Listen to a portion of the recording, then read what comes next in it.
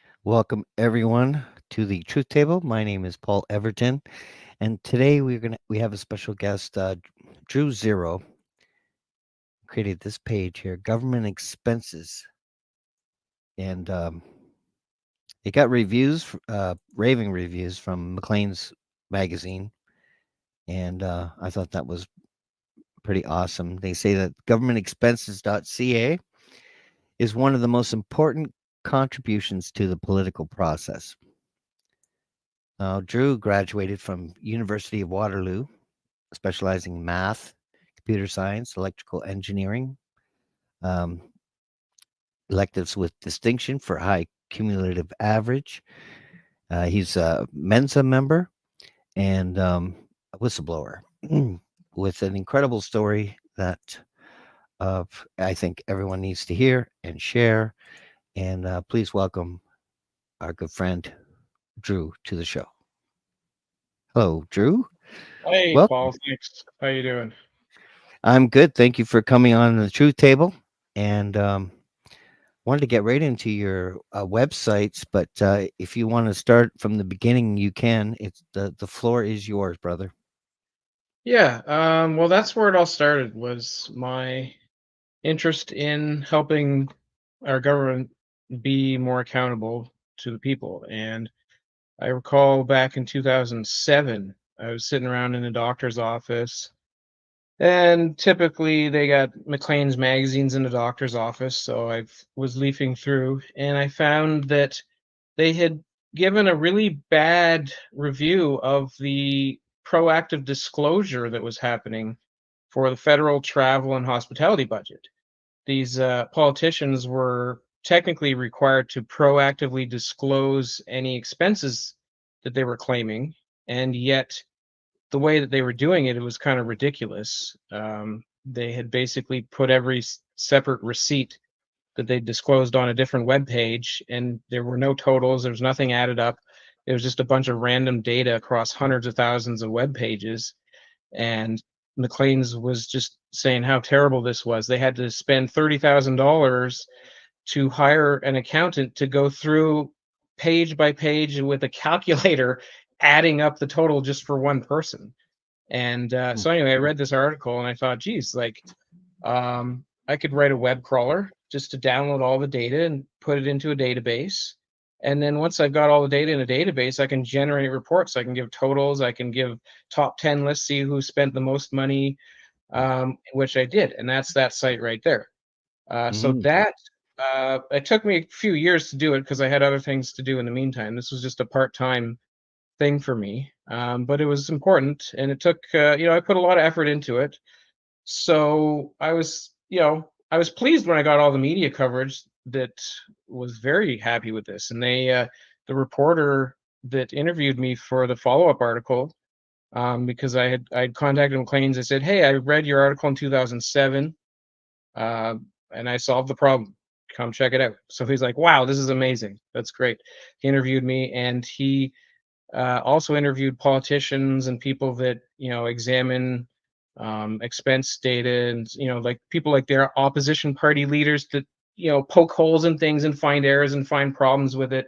And he's told me they couldn't find any errors in my data, that it was extremely credible. And so I was pleased with that. I thought that that was the kind of thing that our government would be happy about, because it was important to have the public have an accountability, so the government doesn't just go spending money out of control. In fact, one of the things that was discovered because of my project was the health minister spent over $1 million of taxpayer money. Nobody even realized that he had spent $1 million, like literally over $1 million just on travel and hospitality, mind you. And Insanity. nobody knew about that until my project came out, and then there started being heat on some people that were just abusing the system, spending ridiculous amounts of money for no good reason. Like there were plane tickets, you could go through all the data, and you still can on the site, although it hasn't been updated lately. We'll get it. We'll get into why that is in a minute, but you could go through the data and see, oh look, here's a plane ticket, and it gives the price. In some cases, it's $10,000. $20,000. I think there was one that cost a single plane ticket. Like, how do you find a plane ticket that costs $20,000? It just seemed ridiculous. Anyway, so my project was aimed to keep our politicians accountable. Hmm. Now, even little did I realize the level of corruption that exists in Canada at the time. I tend to be Yeah, I'm on the autism spectrum, so I tend to be a little naive, socially naive and optimistic, and I view people with the same good outlook that I have myself. Like I'm a hard person, right? And so when I perceive the world, I try to see it as actually happening in that way. Oftentimes, it turns out that's actually the case. So even before I was finished the project, I started encountering a number of problems that were very disturbing, and I didn't understand. And I do now. So things like my mail was getting stolen. Like there were specific people, roommates of mine, that were stealing my mail. And this wasn't just like one person in one place. This was like multiple provinces. They were doing the exact same thing, and I thought, well, that's weird. Like if it was just one person stealing my mail, I would have been like, well, maybe that's just a kleptomaniac, right? But it started happening no matter where I went, with different people. Um, I've recently found out that that's one of their standard tactics, and then by they, I'm referring to CSIS, the Canadian Security Intelligence Service of Canada. So they were spying on me all the way back to 2007, maybe even before that. I don't know. At that was around the time when I passed the Mensa test, so I probably raised a lot of red flags in various organizations like CSIS, for instance. It's like, oh, there's suddenly a new Mensa member, and he's like, University of Waterloo graduate. And then I did a project to help people access information freely on the internet. It was called Proxeasy, and so it was one of the best, maybe the best proxy service. It was sort of like a VPN, in that you could go and use my service. It was very easy to use, a lot easier than a VPN. You just click one button, and then suddenly you're, able to access things on the internet from a different IP address, and a little bit less traceable anyway. But my product there actually had a really cool, complicated custom protocol for stealth encryption. So even the Great Firewall of China couldn't block the traffic because it was sending it in what looked like plain text, but it was actually secretly encrypted. And so all their filters that they used for checking keywords and stuff weren't working. So I had been contacted by the FBI, for instance, who I don't know exactly what that was really about, but they claimed that someone had used my proxy site to cause damage to some political website in the US. So I mean, I foresaw possible encounters with law enforcement, and in my contract that all the users had to agree to, I had a terms of service said that I was allowed to release information to law enforcement. Whether or not anyone read that doesn't really matter. But anyway, so I released the information to the FBI, thinking I was being helpful or whatever. I don't know what actually came of that, but the fact of the matter was that I was getting noticed internationally at this point. Yeah. And it was shortly after that like, so I passed the Mensa test. I put up this proxy site with stealth encryption, and then a couple years later, I did this government expenses project. So I was already being watched at the time that I was building the project. And that's when one of the most disturbing things happened, actually, in 2009, March of 2009. I had been attending a meetup group to create a nonprofit organization. I was organizing social events because I was moving around Canada a lot at the time and finding it hard to meet new people.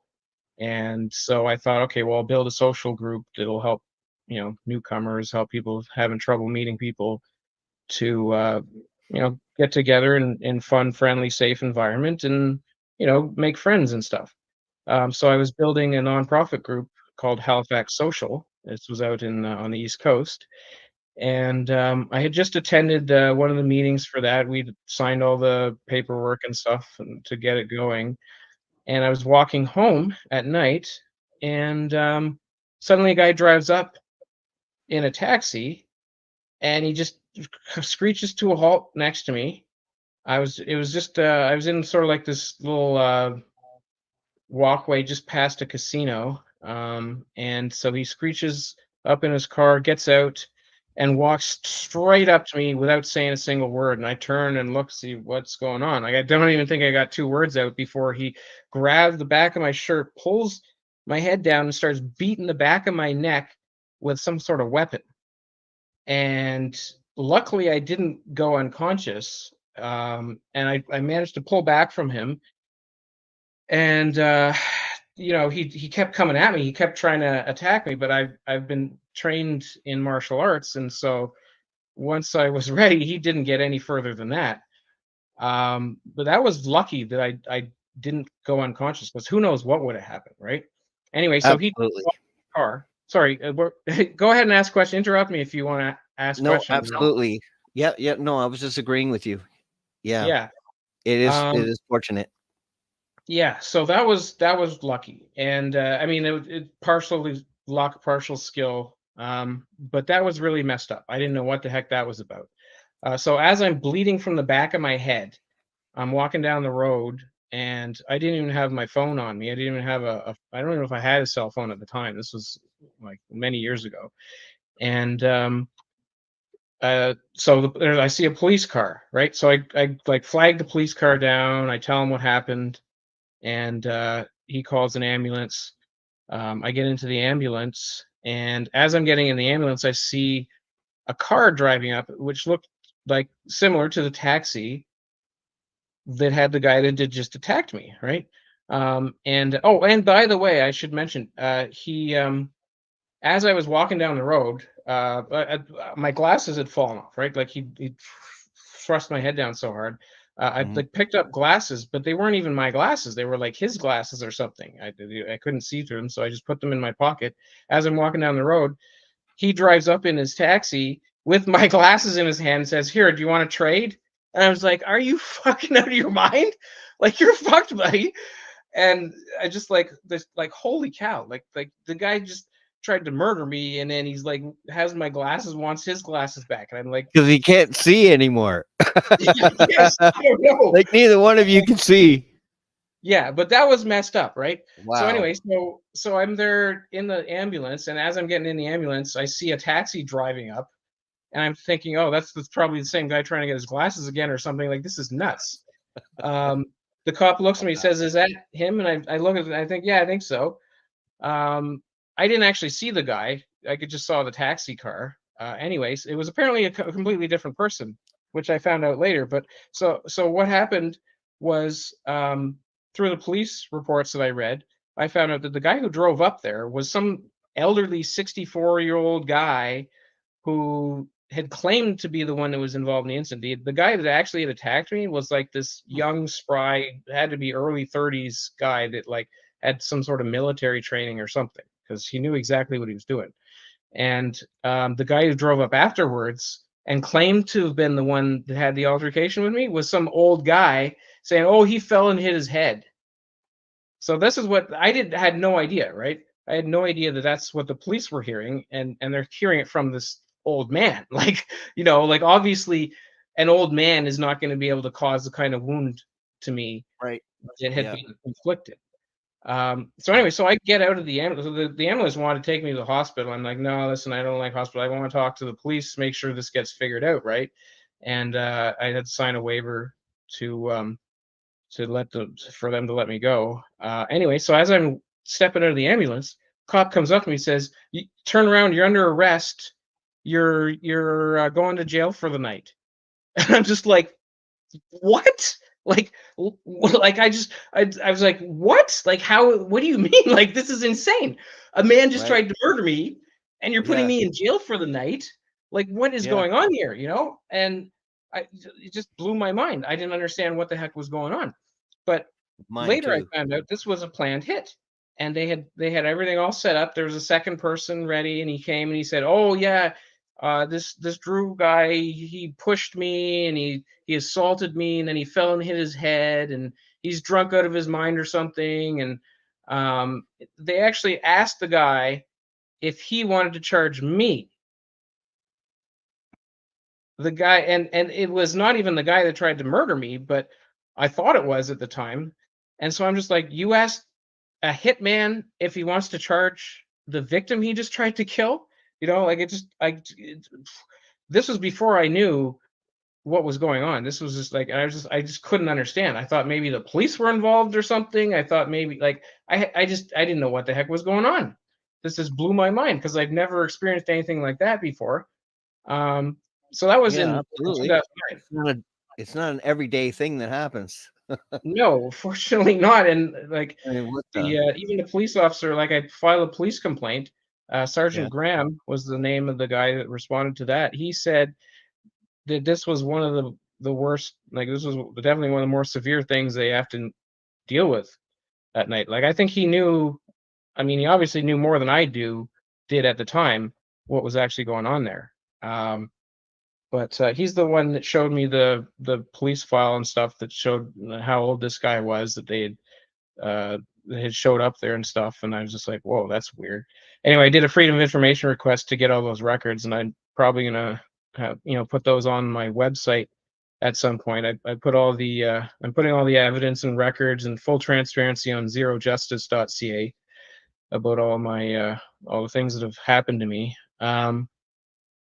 So yeah, so Yeah. that was 2009, and that was while I was still in the middle of creating government expenses. So even before I was finished that, I started being targeted, and I found out since then. Now that I know who's been targeting me, it makes more sense how they would know that I was creating it, because I didn't tell very many people. Right, it wasn't really public knowledge, and even if I did tell people, they wouldn't necessarily believe me, because like this is a very complicated project. Like there's not very Absolutely. many people that could pull this off. In fact, afterwards, I discovered that there were entire teams of people, like in universities and stuff, that were trying to do the exact same thing. I guess this problem with the proactive disclosure was a well-known problem, and there were teams of people across the country trying to do this project, and all of them failed except for me. So I did this all by myself, and yeah, it was a pretty difficult project to do. Um, but now that I know that it's basically the intelligence agencies that are behind these attacks against me, of course they knew, right? Like they know this is their job to know like who's building what software and stuff like that, who's doing what. And I had started making ripples in the Yep. intelligence community even before that. So they knew that I was building this government expenses project, and it was probably going to succeed. And what was going to happen would be I'd become a very credible source of information, which they wanted to shut down before that happened. Yeah. Anyway, they didn't manage to shut it down. I survived. So then in 2010, I released the very first version of this and contacted Maclean's magazine. They did the articles about me. There were a bunch of other political publications in Ottawa, like the Tyee. I did a radio interview with a news radio in Vancouver. Actually, they called me. There was a guy named Russ Hebert, was an MP that was apparently wasting a lot of money.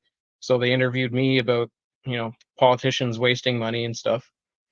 So I was getting a bunch of coverage across the country, and my project seemed to be well received. I was pleased with that. That was my whole point, right? Like I wanted to do something good and continue that. And maybe I was hoping maybe that the government could create a special organization to do these things and maybe hire me to help develop that and uh, build accountability, right? Like you can't run a business without accountability. You can't run a Yep. government without accountability. You can't even run a human body without accountability. Like Yeah, I for like to use sure. an analogy of the immune system.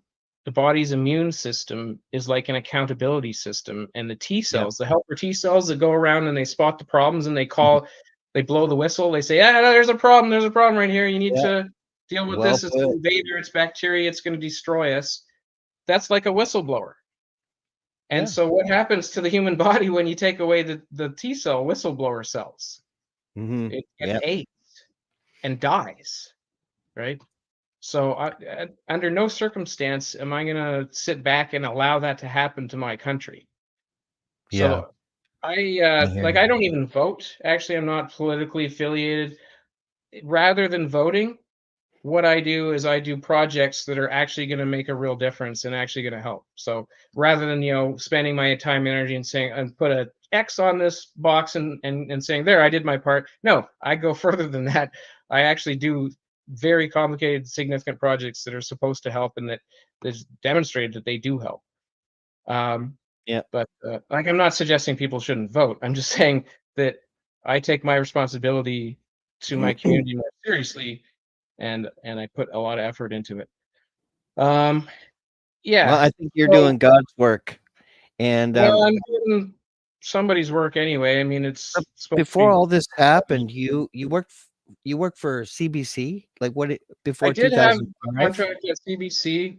Yeah, I did one of their intranet websites. So, like the website, the internal website that the employees use, they were Mhm. using a special kind of technology that I was an expert in. I was like kind of the worldwide expert in. It was called Ectron CMS. It was a Anyway, technical details aside, I was the expert in a certain technology they were using, and so they brought me over from I don't know wherever I was at the time. I flew to Toronto to do a contract for them and get their software working.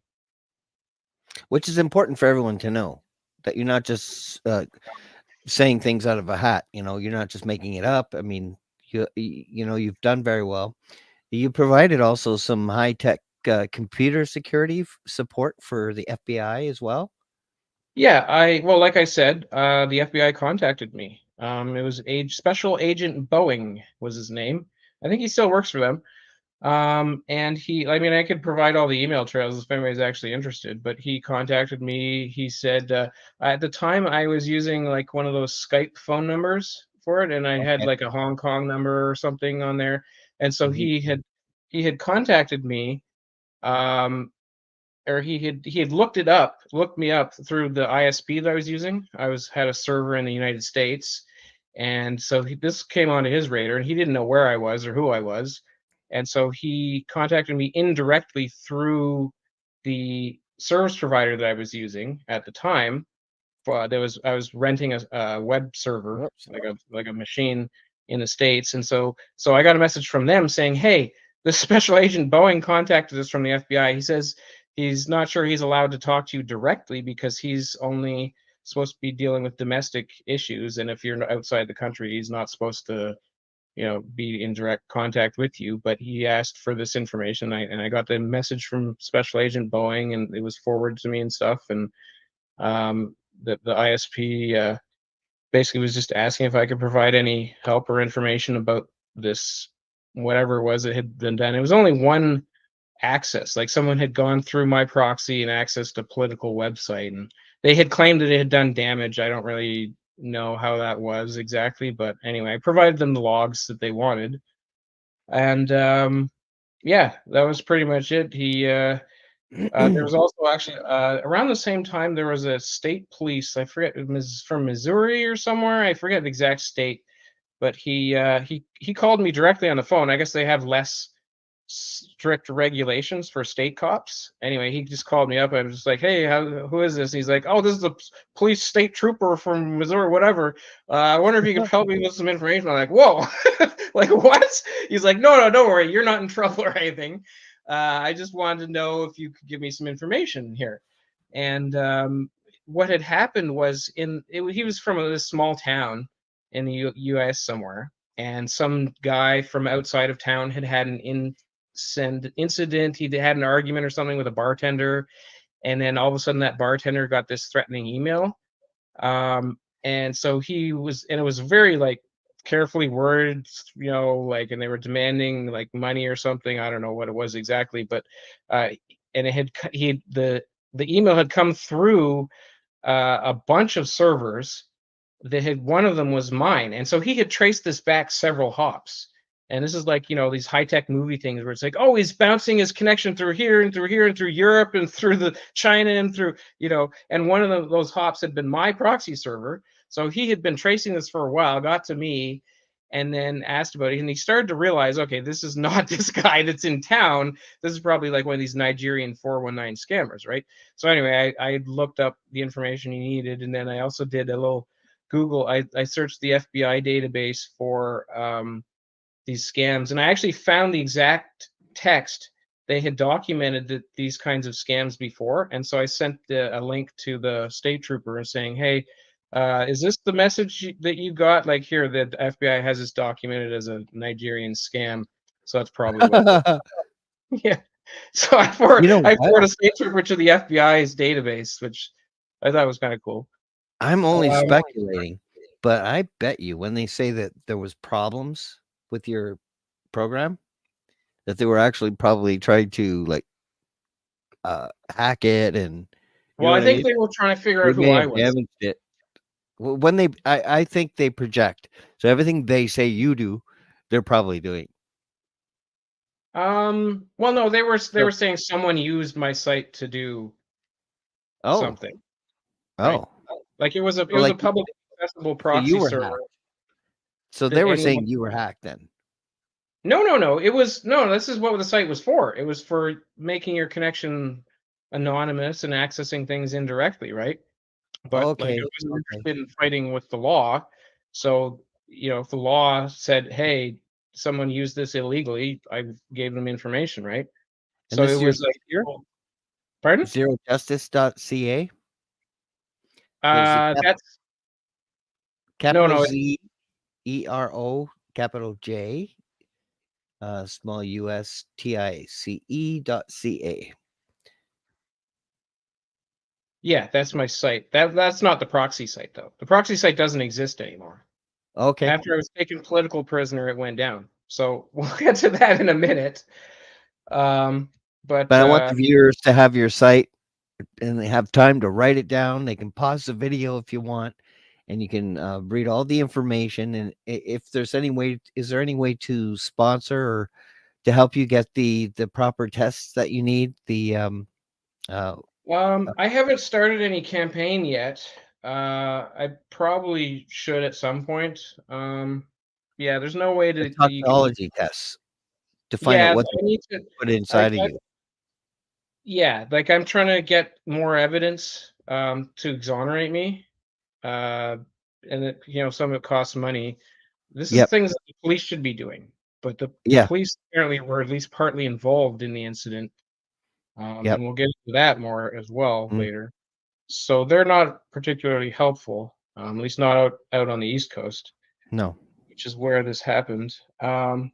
But yeah, Yeah. maybe we should get into that now because after, like I was doing all the right things and helping everybody in all the right ways, so I thought. Actually, after my government expenses project went public, I did get an angry phone call, which, Did you?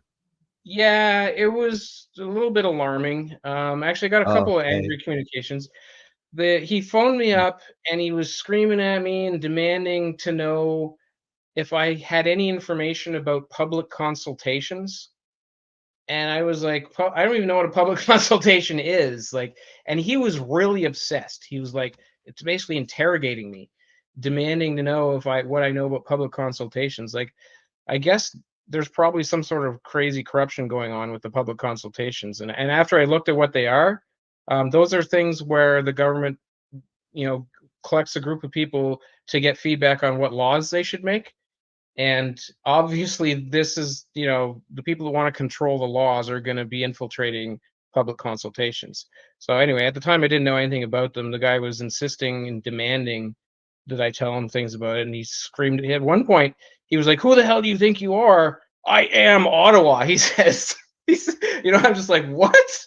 Like, what does that even mean? Like, I guess he was one of the people behind the scenes that thought that he was running the country, or maybe, I mean, in some ways now I know there are people behind the scenes that are actually controlling politicians, controlling the country, controlling Ottawa. And Oh, we saw yes. some of that with the Jody Wilson-Raybould scandal with the SNC-Lavalin case. The Privy Council and whoever's behind them and the Prime Minister demanded that she interfere in that court case to help these people that were their friends get off scot-free from criminal charges. And she put her foot down and said, "No, that's unethical." So they fired her, they destroyed her career, they kicked her out of the party, they got someone else to be the Attorney General. That was her dream job. They fired her from her dream job, and she was obviously doing a really good job if she was standing her ground and saying no to unethical things. Like, I'd rather have her as the Attorney General than anyone else. Yeah. But they got rid of her. They put some other asshole in there and then said, "Here, did whatever." I guess I don't even know what happened after that, but he obviously interfered the way they wanted him to. Mm-hmm. So anyway, one of the guys, I guess, that are behind the scenes, I don't even know if he gave me his name, but I didn't take note of it. He screamed at me, said he is Ottawa, and was demanding to know about public consultations.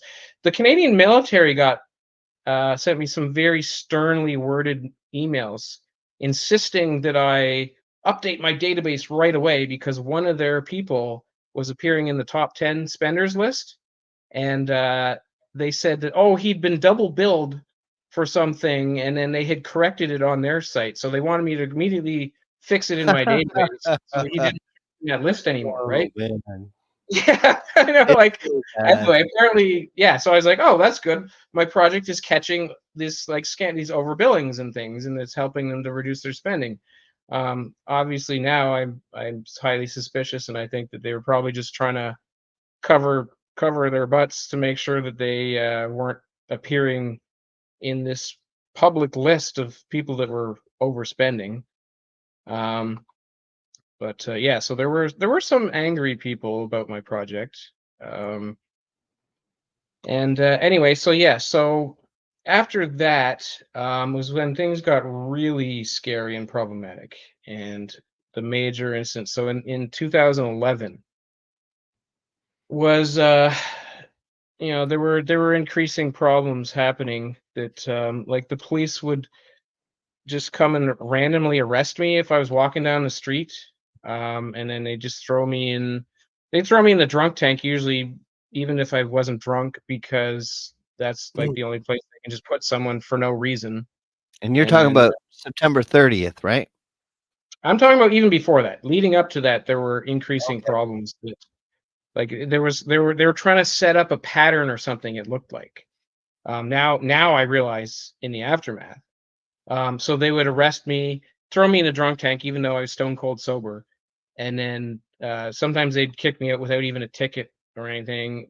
Sometimes they'd give me a ticket. I'd go to court and fight that. But like, it was scandalous, the things that they were doing. Like, one time they saw me on there. They have cameras all over there in Halifax and in the police station, and they watched them. And one of the officers apparently saw me and said, "Oh, that's McPherson. Let's go get him." And then they ran up to me and said, "You're under arrest for whatever." And, like, I didn't know what the hell they were arresting me Looking for. suspicious. Yeah, I don't know. I was just walking over to my girlfriend's place at the time. They can make it And, up, eh? They can just make it up. Yeah, well, that's right. Yeah. When I got the disclosure for what they said happened, they said I was seen throwing traffic cones. Like, I don't even remember if there were any traffic cones there. I doubt it. Like, I certainly wasn't throwing any traffic cones. That's just completely fabricated perjury. It's And crazy. this just blew my mind. This was before I knew that it's normal for cops to commit perjury. I Yeah, well, didn't they're realize used that. to it, eh? Over the last Yeah, couple of decades, they got used to the way it works. They have a system and they work together and they got each other's backs. We're a family, we're a brotherhood. It's like the yeah. freedom movement. It's the same with the police unit It's and like the the FBI mafia code unit. of America. Yeah, but they all have Yeah, this sense of brotherhood and loyalty to each other over yeah. everyone else. Yeah, it's kind of a problem, right? Like, it allows people to do scandalous, horrifying things and get away with it.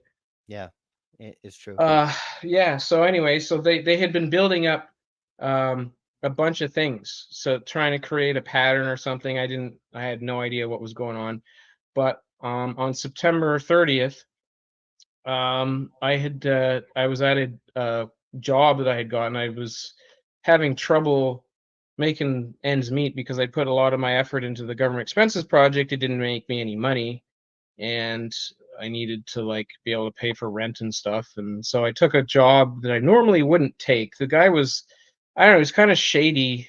Um, Seemed like I don't know, but I needed the money and I had computer expertise, and that's what he claimed he needed.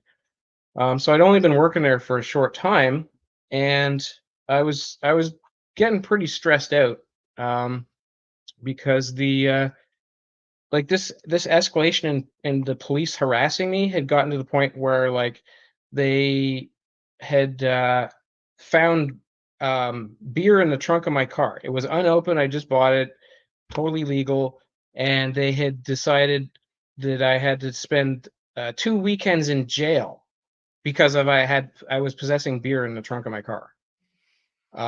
It's just mind-boggling, But anyway, so I was like, okay, fine, like whatever. Um, and so I was really stressed out. It was Friday, September 30th, 2011, and Yeah. I'd spent one weekend in this horrifying jail thing already, and it was like completely pointless. But and then I had to. So that night I had to go and spend another weekend in the jail for no good reason, and I was stressed out, right? I Yep. didn't tell anyone about, you know, the particulars of my stresses because it was kind of like, upsetting and bizarre. And anyway, my boss saw that I was stressed out. And so he came over and he patted me on the back and he said, "Oh, I see you're stressed. Here, have a drink." Whatever it was, I don't even know what it was he gave me to drink.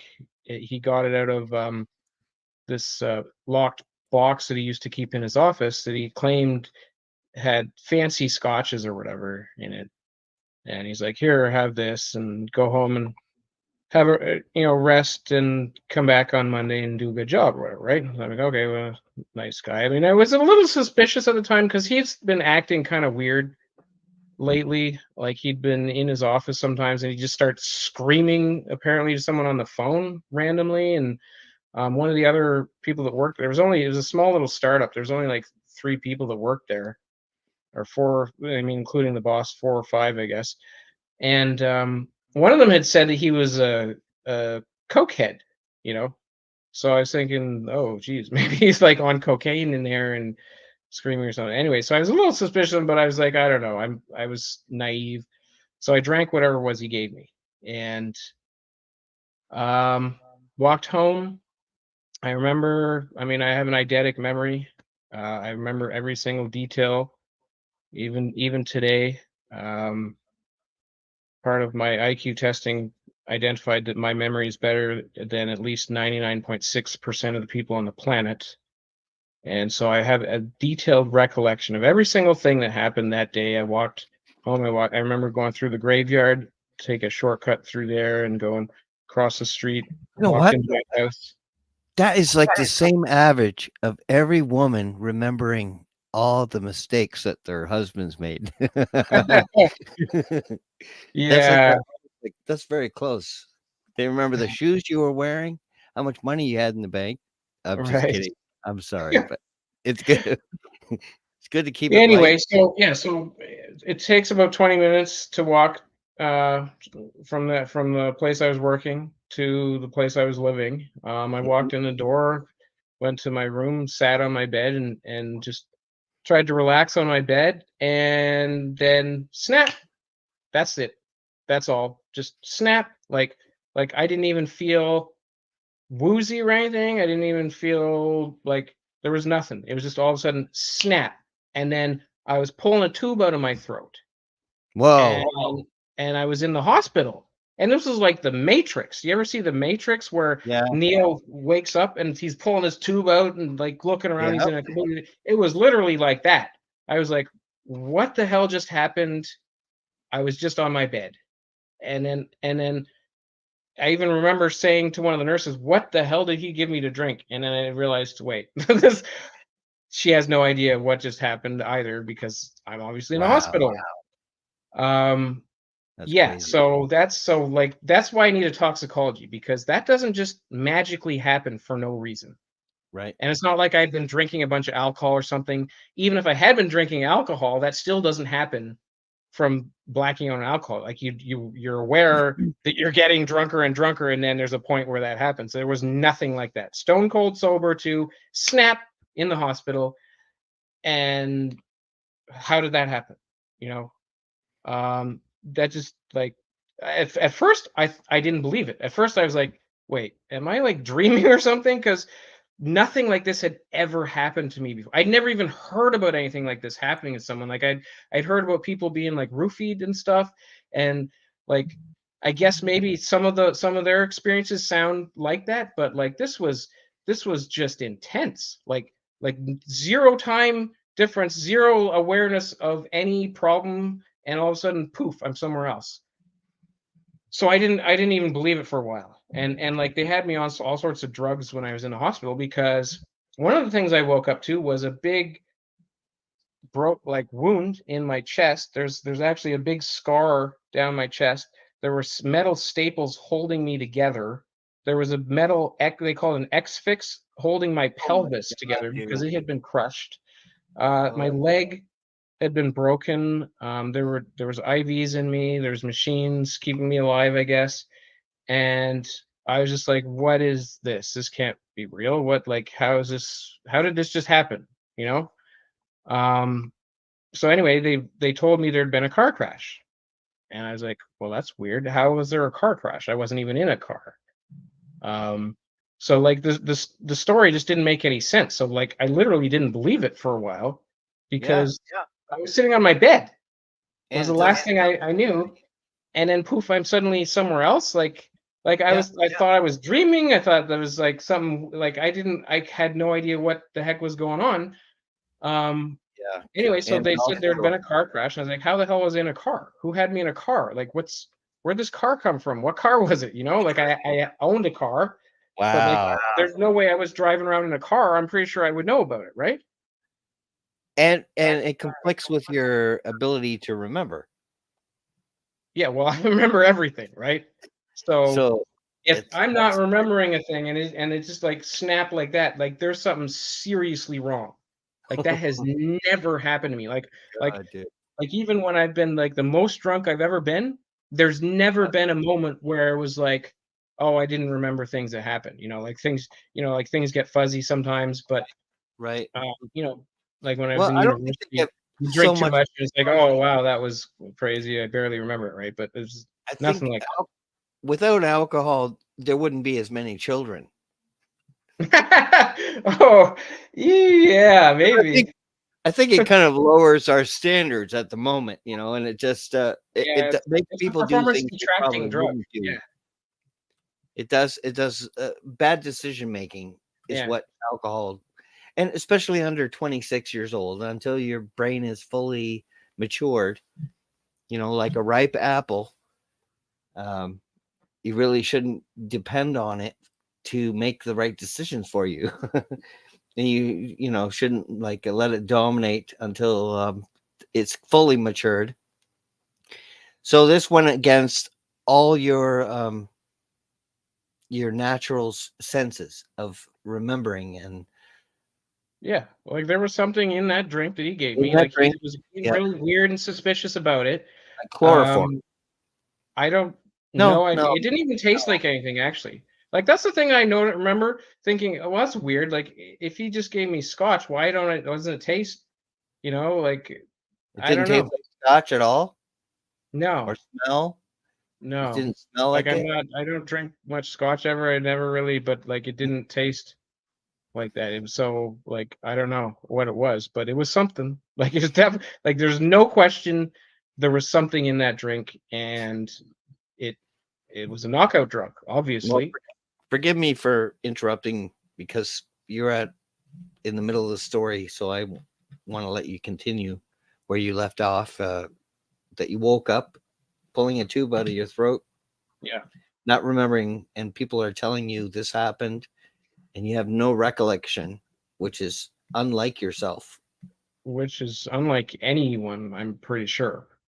And Yeah. you were in the middle council, but they wanted to say that you were driving, that you were That's responsible. yeah, that's what eventually happened. It took them 3 weeks, right? Like if like that was weird. Like obviously they knew there was another person in the car. Like there was the paramedic at the scene told them there was another person in the car. So I don't know what happened there if they didn't find him or what if they even tried. But after 3 weeks, you know, they the family there was a person that died apparently in this car crash, and you know his No way. family is understandably like wondering what's going on, like what happened here, why is if it was a criminal incident, why isn't anybody being charged, right? So Right? eventually after 3 weeks, the middle of October, near the end of October, police come into the hospital. I was still barely functioning, like I still was like they just recently removed that X fix thing and I couldn't even walk yet, and police come in and they say, "Oh, you're being arrested for this," and I was just like, "What the hell?" Like, like that's just like I had no idea what actually happened, but I certainly wanted to know, and they're just accusing me of having done something wrong, and I just, Yeah, it leaves me wide open for speculation. Like the person that made you unconscious put you in the car, and then they were speeding, so the police were alerted and started, uh, uh, trying to stop the car, and then you ended up in no, a that's not what police happened. I chase. don't think, not from what I've read, anyway. Well, I'm just speculating because it's a crazy story, and it's you know what I mean. For I for mean, for my one of the corrupt lawyers they assigned to me said something about a high speed chase, but Yeah, then that was in none of the paperwork. So yeah. I don't That's know. my speculation, though, that he didn't want to get caught with you unconscious. I have no idea. I don't know what, but like what I've pieced together, based upon my investigation and based upon I did like hundreds of freedom of information requests with like I had full bankers boxes of information that I was pouring through. So I found out that there was a off-duty paramedic who had been following one of the vehicles at the time of the crash.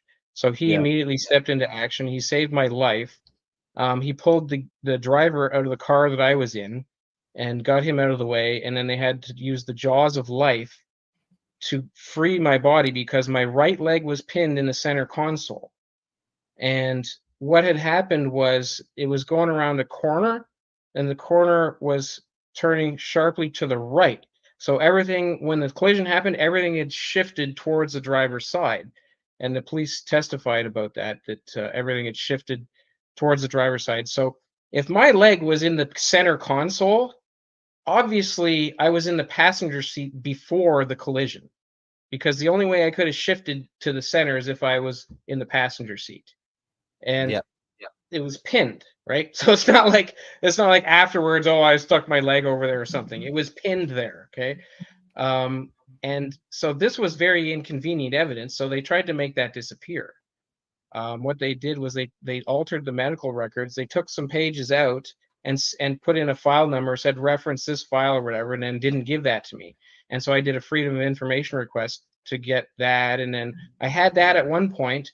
And I've recently done another freedom of information request to get all this back, because after, like, I've been through hell and back, as you know, but I couldn't keep all this banker's box of information with me everywhere I went. And so I've been recently homeless, in fact. So, like, I was living in a tent in the forest last summer, and you can't keep huge boxes of paperwork. So I've been working on getting the documents back that I had. But yeah, one of the key documents was that this Greg Dunbar guy, who's an off-duty paramedic, was on scene, and apparently he was going around asking people where the other guy went to, the guy that was in my car, the driver, basically, because Yeah. he disappeared. And Where did he was a very inconvenient witness, so they just blocked him from the whole case. At no point was he mentioned in the case. They didn't, like, there was no statement from him provided to me. I had to get all the information through freedom of information requests. Why would they do that? Like, he would be the crucial witness. They even had a police officer, Constable Robert Tortolo. He went on a stand and lied. He told a blatant, bold-faced lie. He said that he was the first one on the scene, and there was no one else there, which is a blatant, bold-faced lie, because the medical records prove otherwise. And he said, "Oh yeah, I was the first one there," and then there was just McPherson. But what actually happened was Greg Dunbar helped get the driver, which one of my roommates, I was living with a bunch of students at the time, Henry Singer, was the guy that I was communicating with, and he sent me a letter when I was in jail, and he said he was shocked that I didn't know what happened, because one of the other roommates, Jonas, I guess is his name, Jonas Bone, he apparently was in the car with me, according to Henry. Yeah. And so he came back later that night on foot and had this crazy story about how I almost killed him or something. And so he was basically just trying to pin it all on me. Yeah, right? But, like, the key thing is he was in the car. He was in the car, right? That matters. That's a big deal, right? Because I was apparently in the car. Like, I was pinned in the car, apparently, in the center console. And so I want to know who was driving this car, because I certainly wasn't. I was in the car. I was unconscious. And I know one of the weirdest things. What's that? I know 100% I wasn't driving the car. Yeah. I don't know for 100%, but I'm pretty sure I believe you. Okay. I know I wasn't. Story. And God, Drew. so, yeah. So anyway, one of the weirdest things is that they did do a partial blood sample analysis. They didn't do a full toxicology, right? They purposely avoided doing a full toxicology. I requested it at length, and they came up with all these excuses to not do a full toxicology. But they just specifically focused on checking the alcohol content of my blood. And I thought, okay, well, whatever, good. They can find it. I wasn't drinking, right? Like, it should have been 0, based upon having drank whatever that supposed scotch was, and then nothing after that. The blood was taken several hours later. My blood alcohol should have been 0 from one drink several hours later. But would they not also find out what was in your drink? No, because they did a very specific test looking for alcohol only. Anyway, the weirdest thing is that they found a massive amount of alcohol in my blood. Like, enough, like, probably like the amount, it was like 0.236 or something, an amount that I probably, like, based upon the amount I would have had to drink, I don't think I've ever drank that much in my entire life. And that's the kind of amount of alcohol that, like, people who are habitual drunks, even for them, it's completely incapacitating. And, just on that amount of alcohol alone, there's no way I was functional enough to drive this car in the way that it supposedly was driving. But how did that alcohol get in my system, right? Like, it looks incriminating, because normally alcohol gets in your system because you drink it. I know for a fact that I didn't drink it, and I was unconscious. I was like, how did this happen? Was I, like, somehow unconscious but doing things and not knowing? Like, and why would I drink that much alcohol anyway? That's ridiculous. Like, I had no intention doing that. So whatever he fed you basically was what happened. I poured through my I mean- medical records ad nauseum. I found some references to the doctor had noticed. He specifically noticed it was significant enough that he documented it, that I had poor rectal tone. Now I looked up what that means. That means that your rectum has been stretched out of shape and is not working right. No. Yeah. and logically thinking, okay, how's the easiest way to get alcohol into an unconscious person's system? You take during the pandemic, they had all those hand sanitizer in the dollar store everywhere. Did you ever look at those bottles? They're 70% alcohol, ethanol, drinking alcohol, 70%.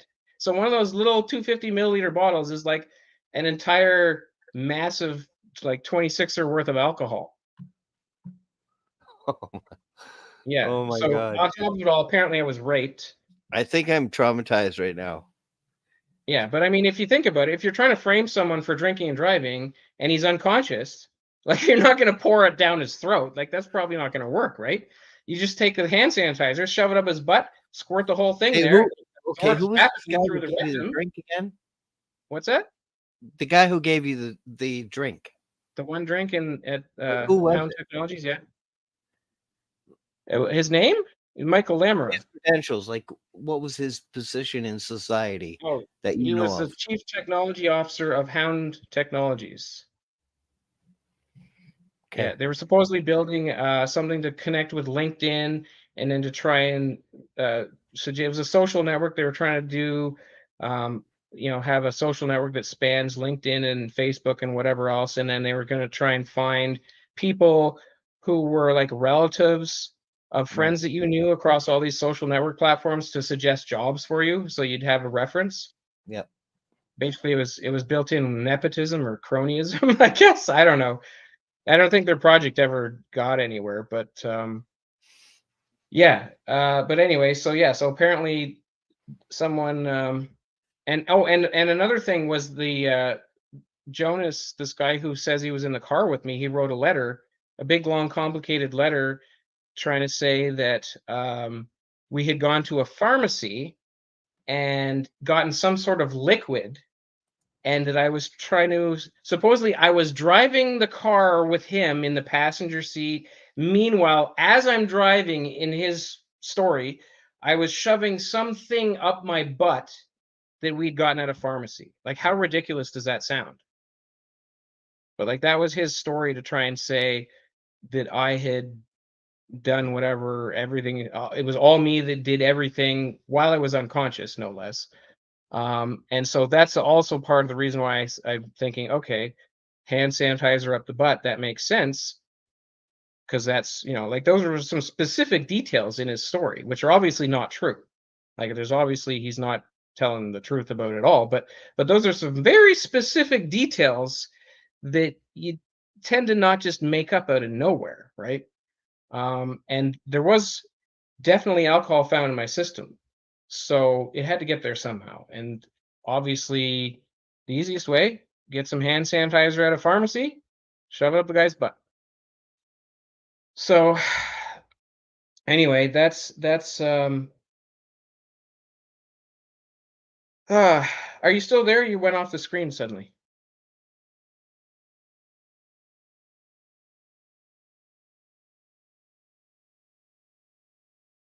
Paul, are you there still?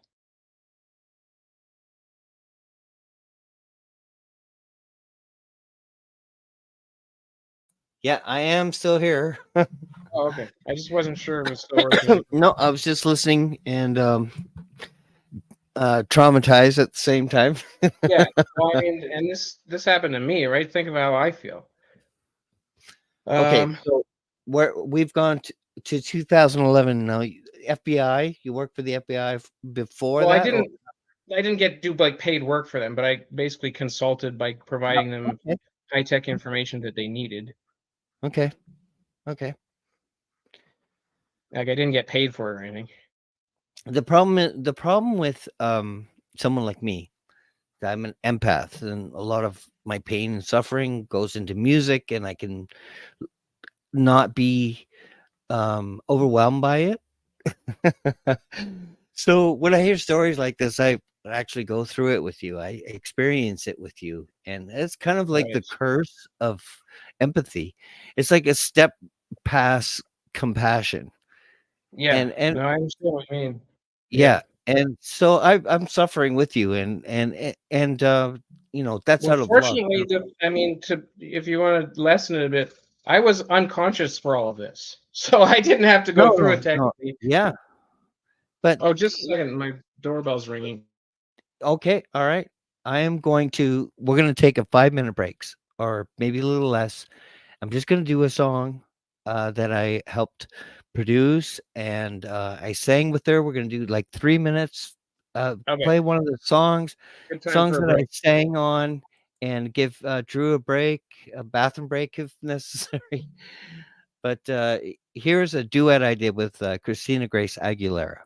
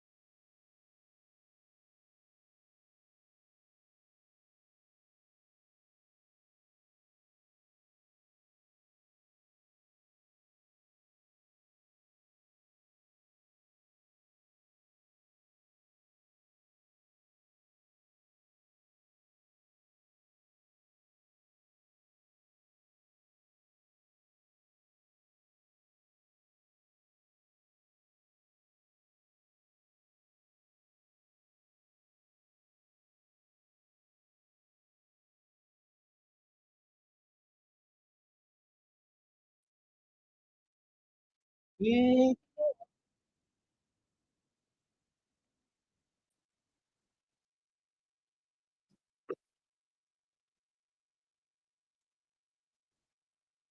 One of my favorite artists to work with, Christina Grace. What a great songwriter she was. But we had a little break just to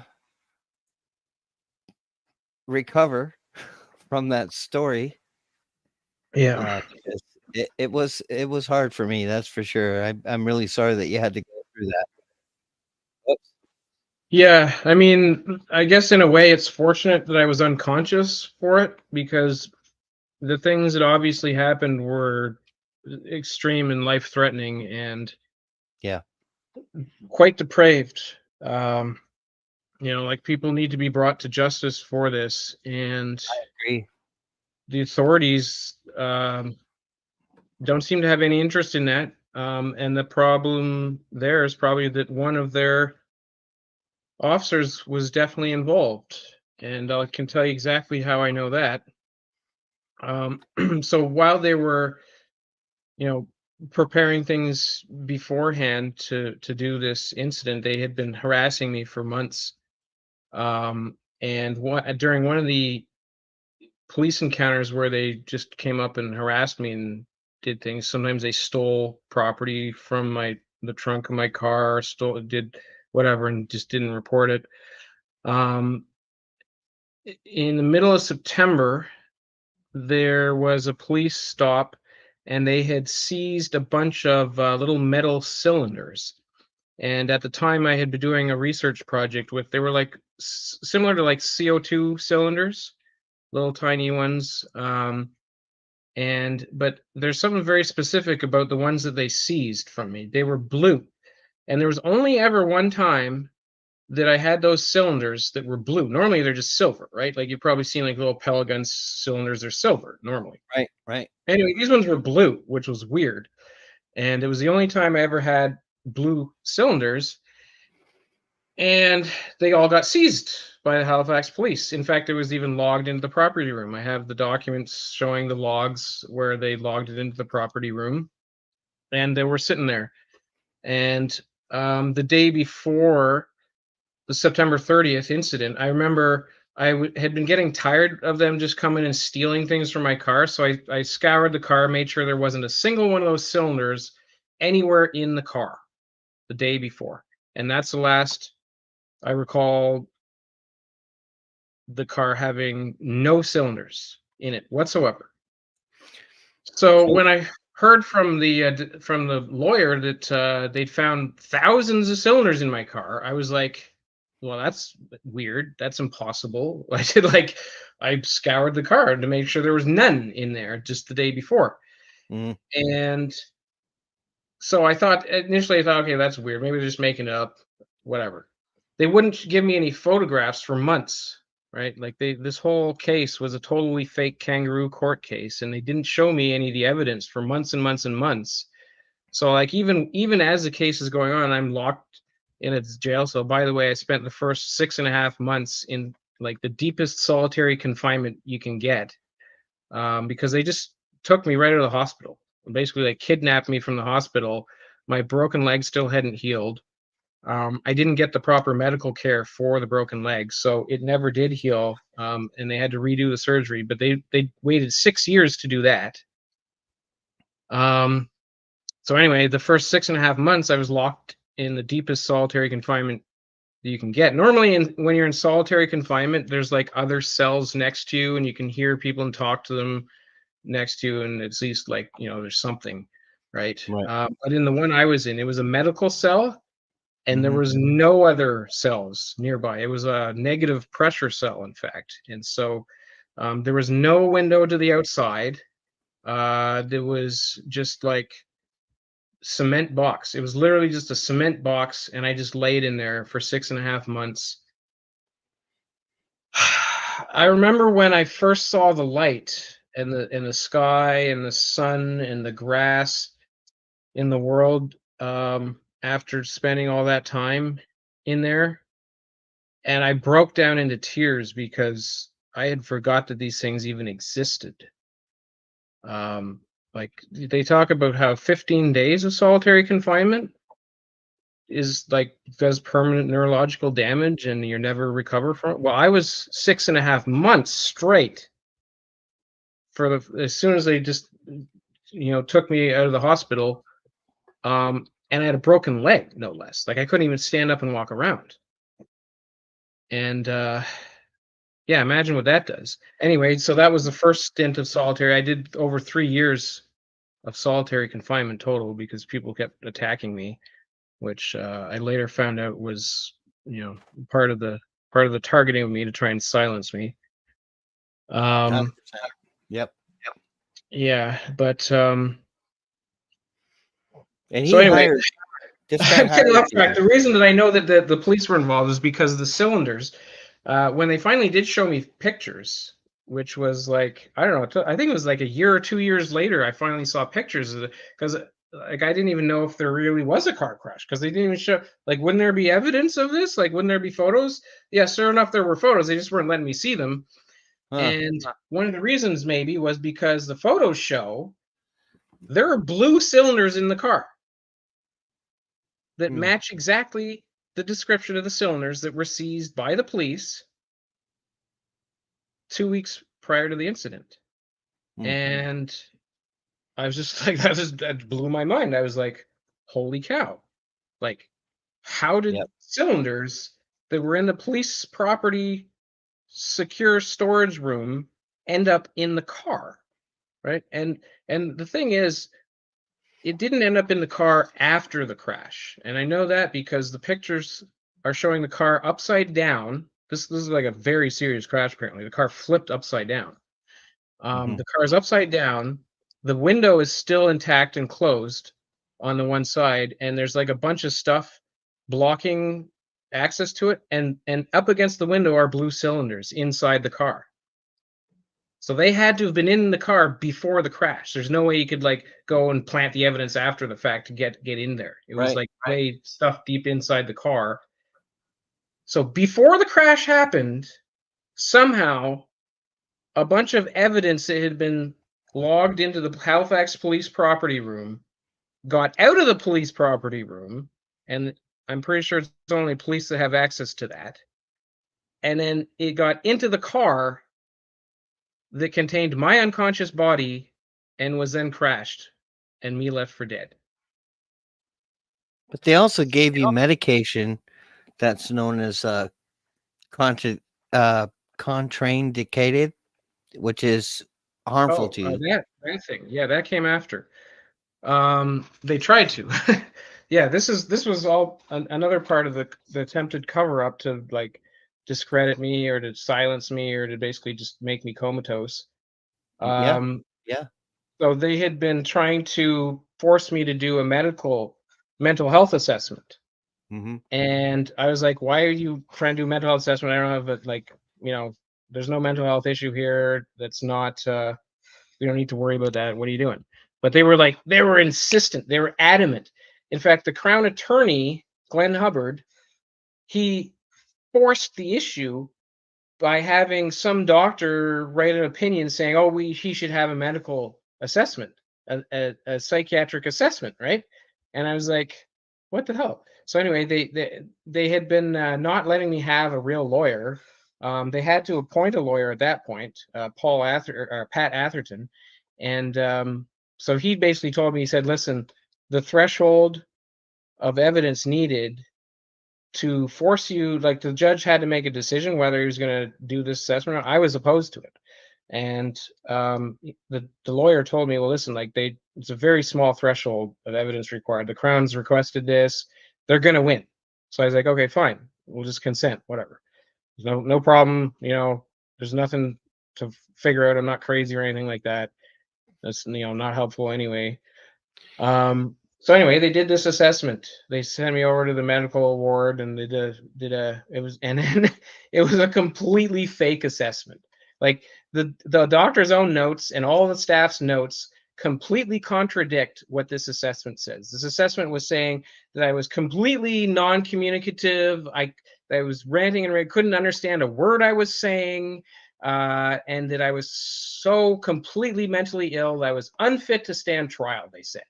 Now, anyone who knows the medical and legal definitions for unfit to stand trial, you can be actually completely crazy out of your mind as long as you know what a judge is and that there's a lawyer representing you and that there's another side, the Crown prosecutor.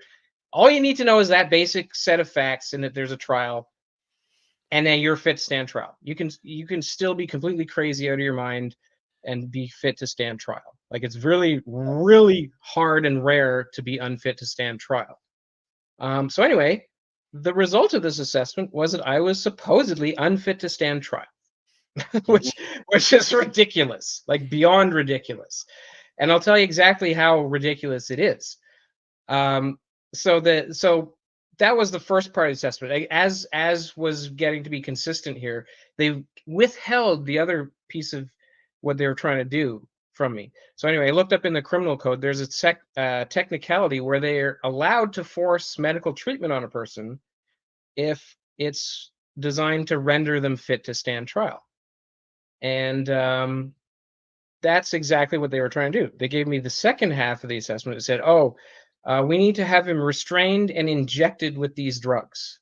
And there was a whole list of them. There was antipsychotics like olanzapine or risperidone or something. There was an anticholinergic, which is like basically suppresses your memory. Benzotropine, something like that.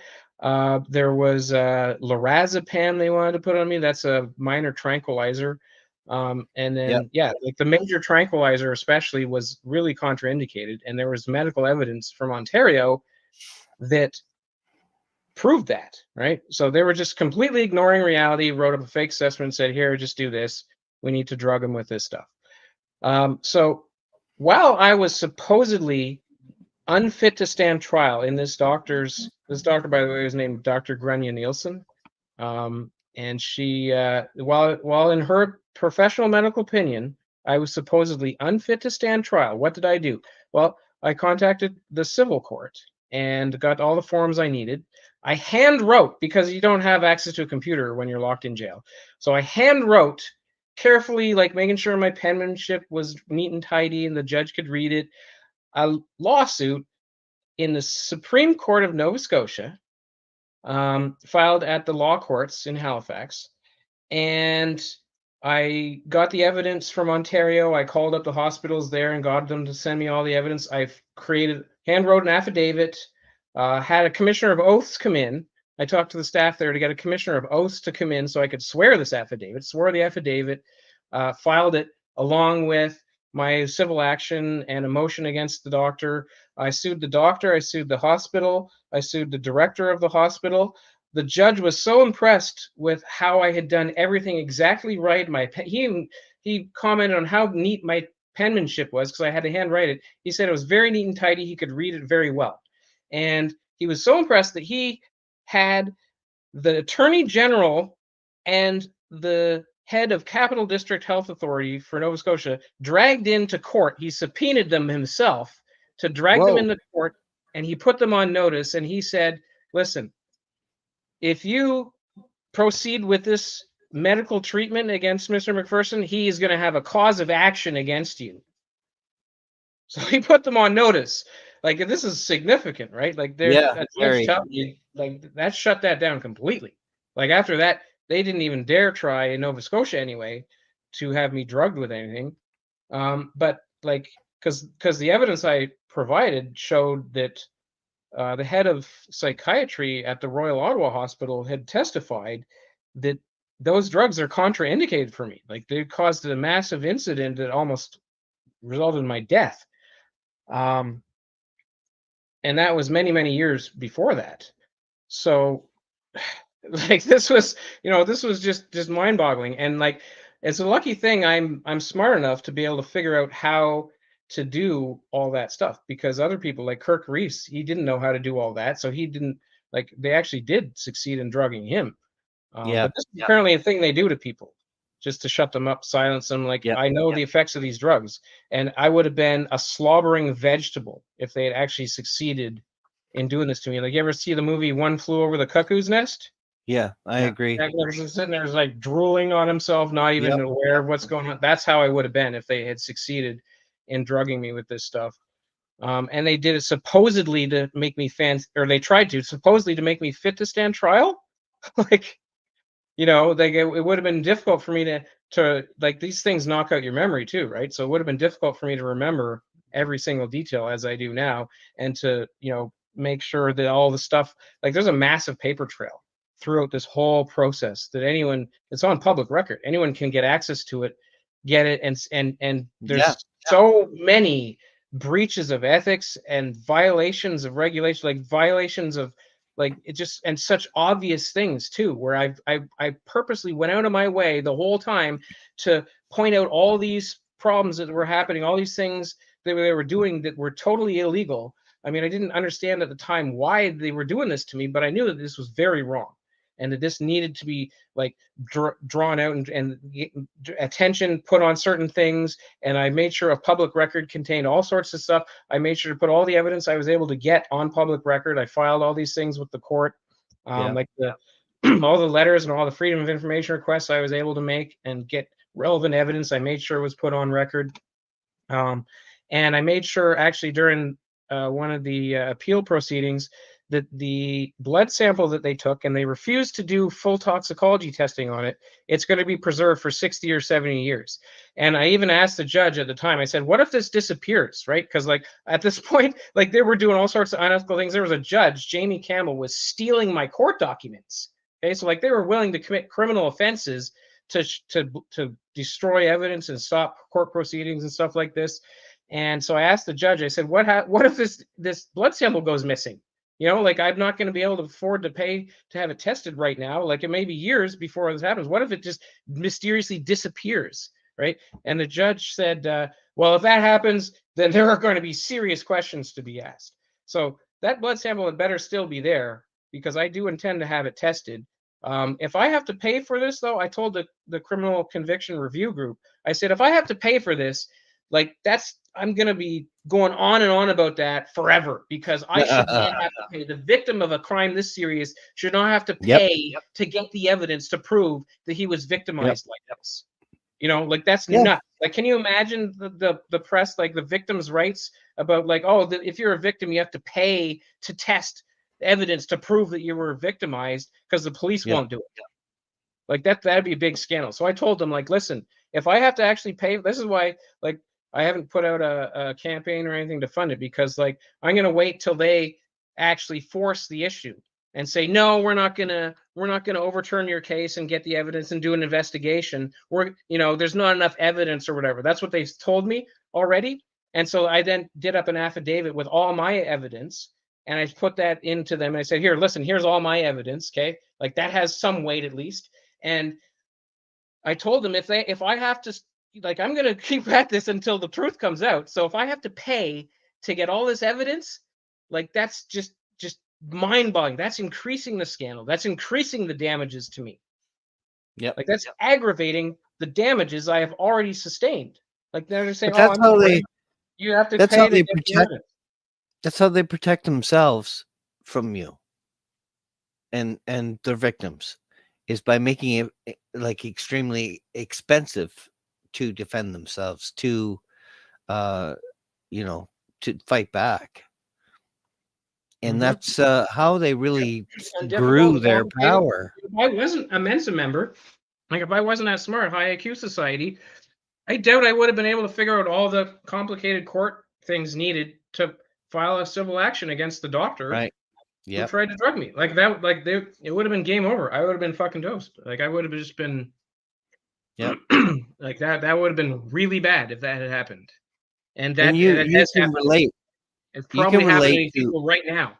Yeah, and you can relate to how hard it would be for someone who doesn't have the ability to understand what's going on. It would be impossible. It would, like, they would be completely out of their league. Like, I mean, I'm out of my league, and I'm doing the best I can. And what I'm doing is I'm making sure that there's proof of what they did that exists somewhere that someone can get, and that I keep track of every single detail. Most of the proof is right here. Like, this device is a very exceptional computing device. It has an extremely powerful memory bank, and I have a recollection of every single detail of everything that took place, so that I can, when finally I'm seen as credible, and I can relay all the details. I can explain what happened. I can explain who did it, so that they can go after the people that need to be, dealt with. Like, a lot of these people were probably doing some of these things because they were intimidated. I don't think all of them were paid off. Some of them almost certainly were, but a lot of them were probably intimidated. They're scared, right? Because like, oh, they're going against the big bad, boogeyman, the CIA, or the conspiracy of lawyers that exist in this country. Apparently, all the lawyers know about that, and they're afraid to go against them. But I'm living proof that these guys are just a bunch of tantruming toddlers, and they don't have any power. Nobody needs to fear them. They can't even make me disappear for good. And we fund them. They can't, and I taunt them. I call them out. I say, "Oh, what, you can't even find a hitman to take me out? Well, what good are you, right?" So nobody needs to fear these. What drives me crazy? What drives me crazy is we fund them. Yeah, we are funding it. That's We're exactly what's happening. Funding our own prison. Yeah.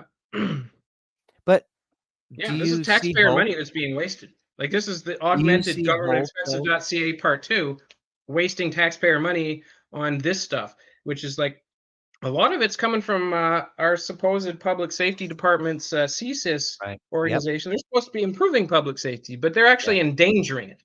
In fact, my personal opinion is that CSIS is the biggest threat to Canadian national security that exists today.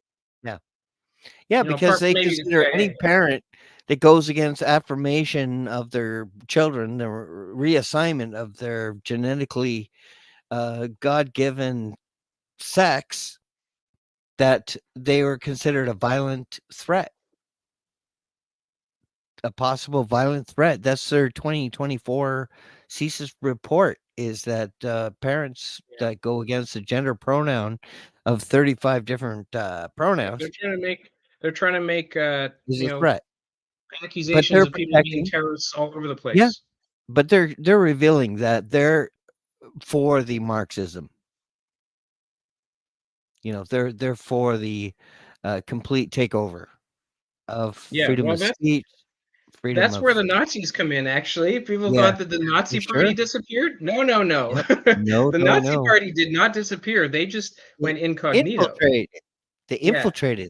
They integrated. And the listeners, they should look up Operation Paperclip, which actually that's a misnomer. It was actually originally called Operation Overcast.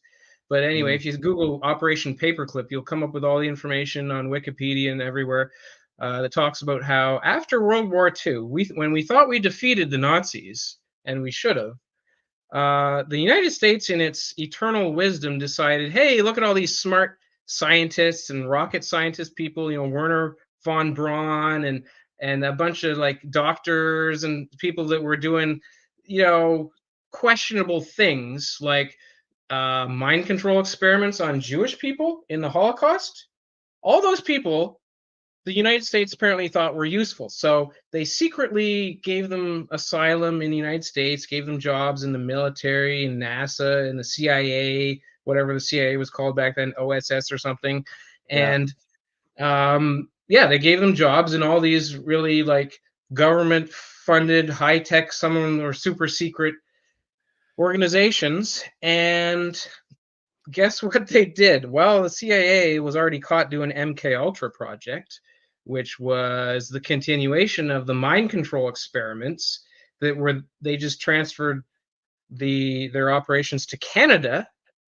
They were doing mind control experiments on vulnerable people who had mental health issues in Canada, inside hospitals that were supposed to be helping them, inside institutions that were supposed to be helping them. They were doing mind control experiments, calling it MK Ultra.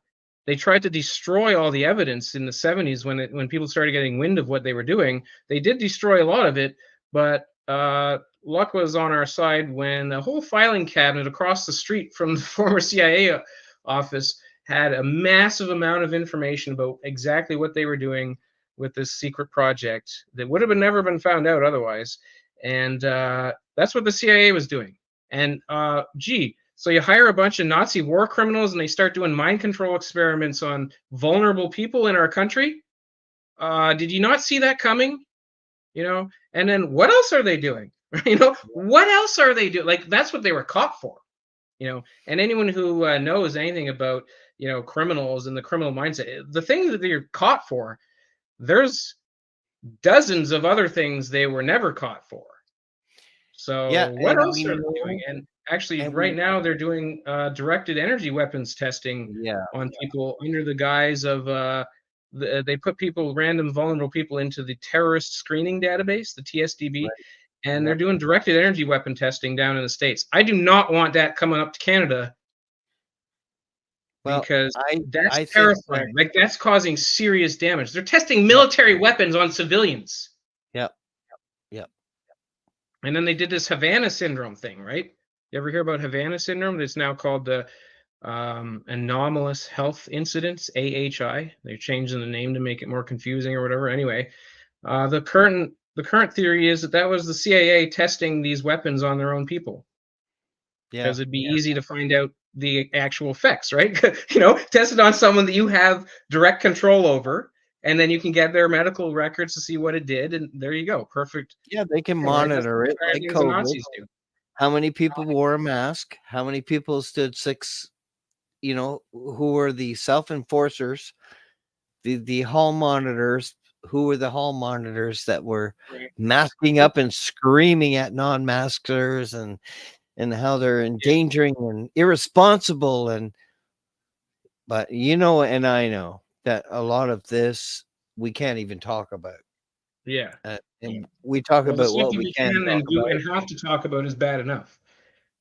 What we talk about is bad enough, and it's based and it's all you know provable. There's evidence. There's a lot Yeah. of what I've done in my shows is on government websites. It's not even hidden. It's like the people Yeah. are living No, in I a know. It's like right in fog. plain view. Right in They're plain in a view. living. The government has put a fog in front of everyone, so they can't see what's in front of Yeah. them, And and a they lot of just these hear. experiments you're doing on people, they're targeting people specifically who don't have large social groups. Like, for instance, autism spectrum type people, they have neurological disability. It's hard for them Mhm, to create major social connections. I'm on the right. autism spectrum. That's probably part of why they started targeting me because it's hard for me to build a big support group of people and be protected from this kind of thing. It's easy to discredit me and just say, oh, he's crazy or whatever, because I do have mental health issues on the autism spectrum. I have ADHD. And then they can just say, Yeah, oh, he's crazy. We'll just call him whatever flavor of crazy, and then he's don't listen to him. He's not right. whatever. He Yep. says he's a victim. He's got persecutory delusions or something. They just make up stuff to try and get away with it. And so there's probably a lot of people in that situation now. And there are people who are on the autism spectrum who are neurodiverse, as they say, who are being recruited by the organizations that are doing these things. And that to me looks terrifyingly a lot like what they used to do in the Holocaust. They would recruit Jewish people to say, oh, to hunt down other Jews and say, oh, he's a Jew and he's a Jew, and then so they could then target those people, and they were called Judenhascher. So the Mm, autistic people that are doing this are yeah. Ospihascher, which Mm, is a really, really, really bad thing. yes. Well, Drew, from my perspective, you are vaccine injured. I've been Your vaccinated, yeah. 100%, your full potential has been stolen from you. Well, I did a lot of research on the vaccines, and what they did this time is actually Yes. relatively benign. There are a bunch of health incidents. I don't happen to have the heart problems, luckily, that are caused, but it was obviously a lead up to the next thing, which Yes. could be more harmful. And And people aren't like me; they're not able to like look up the medical research and yes. determine if their body is going to be able to tolerate the thing or not. Right? Well, So, I did a show um, on that called Sudden Death, and there was a doctor that toxologists tests will not find, and he specialized in graphene hydroxide, and he found it in the Pfizer vaccine. It's like episode 10, 9, perhaps, but I show his report on that video, and he shows that there's hydroxychloride, which is sorry, graphene hydroxide, and the measurements was 5 nanometer by 0.1 1 nanometer, which made them basically razor blades. But it only has it's only a problem if it gets injected into the veins. If it gets into your bloodstream, then it just cuts and cuts and cuts. And if you're in sports, then it cuts at a faster rate because your blood is flowing faster. And that's why we're having the sudden deaths. They basically kill themselves with these razor blades. Yeah. But Yeah, I don't that's know what too he much about found, the that vaccine thing. toxology tests don't find, and I would recommend that you get that test as well as the toxology, because the toxology won't find that. If that was put in your system, it won't be found to the regular tests. That's why they won't. That's why it's a mystery, the sudden death. And Mm. if it's injected into the muscle, it won't happen. But if they draw blood when they inject it, then it goes into the bloodstream, and then you got razor Yeah. blades. Well, I So paid you're attention. It playing didn't. Russian It roulette. definitely was intramuscular. There was nothing in my Hey, bloodstream. That's for sure. Yeah, I well, know. that's I good. pay attention to things sometimes. That's No, that's one of good. the things That's I good. That's why you're probably alive. monitoring. Yeah, but actually, there's another incident I want to talk about, which was when they send a hitman to kill me inside Right. of a federal institution. Um, and so after they succeeded in doing the wrongful conviction, which was in 2015. Incidentally, it was the date that I was transferred to the federal institution was 9/11. So that's a little coincidental thing that's kind of foreshadowing what was to come next. Anyway, so I was in Spring Hill Institution, which is the first place you go to for reception, and they place you from there. The parole officer there wrote a very peculiar report that said that I had to be at that specific institution or else. And I was like, and there was no way they were considering putting me anywhere else. It was that institution, and there was they weren't willing to consider any other options, right? And I mean, that particular institution was kind of a problem because that's where all the gang members go, and I'm not a gang member, and so generally speaking, that wouldn't be a good idea. But anyway, so they insisted that I be placed at that institution. I thought that was weird, but later I discovered that there was a hitman that was put in that institution who had been assigned to kill me. I found this out through staff, through inmates. Everybody in the whole institution knew it. They told me who it was. I saw the guy a couple times, and like this was a very serious thing that was preparing to happen. Um, and one of the people there that was involved in this kept asking me if the appeal was done yet or not. And I thought that was kind of odd. Yeah. And so I started realizing, wait, they're waiting until after the appeal's over, and then they're gonna murder me, because if I disappear murdered in the middle of an appeal, that's gonna look bad. There's gonna be questions, whatever. They wanted the court thing to be all put aside before they Right. finish me off, right? So I realized that, and I just wanted to, like, this was very stressful walking around with a broken leg still, by the way. I still was walking on a leg that had a femoral non-union. If you look that up, what it is, it's the bones in your leg, the femur bone. It wasn't joined. So there were two unconnected pieces of bone inside my leg that were rattling around, causing extraordinary pain all the time. I was walking My on a God. broken leg. And so here I am hobbling around this institution. This is part of why you don't have to fear these people. While I was hobbling around inside of a cage with a broken leg, their best hitman that they sent couldn't even make me dead. So anyway, I purposely lied to the guy who was asking, "Oh, is the appeal over?" I said, "Yeah, it's over with." Right? Thinking, okay, let's get this over with. Like, you know, it's so stressful. Like sitting here, like, when is this gonna happen? Anyway, so right after that, it was 2017. It was July 17th, 2017. So it was 2017, 7/17. And this guy by the name of Jansen Baker, and you can Google him. He's a professional hitman. He murdered a bunch of people after. after he Baker. got murdered, no less. Anyway, so Jason Baker. 2017, he comes along with whatever he put like a, what's that? Are you talking about this guy? That looks like him. Yeah, what are they saying he did there? Well, this is when Picture. He's still got a tattoo on his cheek now. Anyway, this is when he was arrested for burglary. What year would that involved in the latest police shooting, was under surveillance, and had recently removed his ankle monitor. Because he has like a crown tattoo on his left cheek there.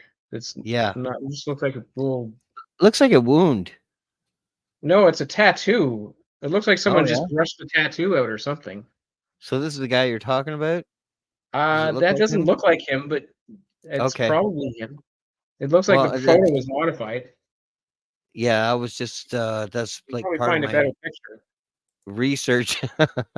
If Well, you I Google was for it, curious. look up the CBC news story. There's a good picture of him on there.